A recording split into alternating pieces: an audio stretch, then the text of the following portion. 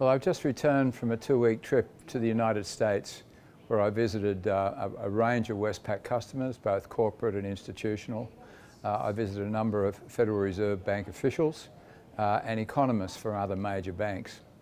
The interest is very much in Australia at the moment, given that the impact of the coronavirus is seen to be having quite an impact upon countries in the region.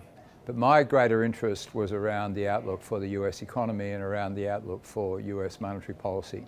Some people believe that the US economy is going to continue at quite a strong pace and the Federal Reserve will be able to hold the line on interest rates. Others, like ourselves, believe that the US economy will slow down under the weight of a weakening consumer and a slowdown in global growth.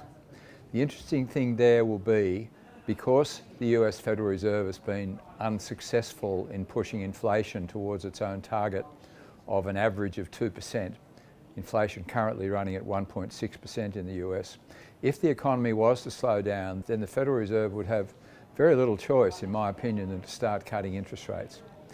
The market also believes that the Fed is incredibly sensitive to the share market.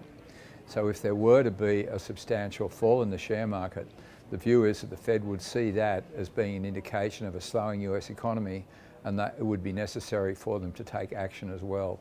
The final point is that the Fed is prepared to accept the fact that it has to address its inability to reach its inflation target for some time, and is prepared to say that the inflation target in future will be an average around 2%. What that means is that given for a long time now inflation's been running well below 2%, it'll need to spend a fair bit of time above 2% before the Fed would even consider raising interest rates. So the general view is that whilst there's a debate about whether interest rates will remain steady or fall, no one believes that the Fed will be raising interest rates. And as a result, people remain fairly confident about the share market, and they also feel fairly confident about the outlook for the economy, in the sense that if things were to slow, the Fed would have that ammunition to cut rates. Thank you.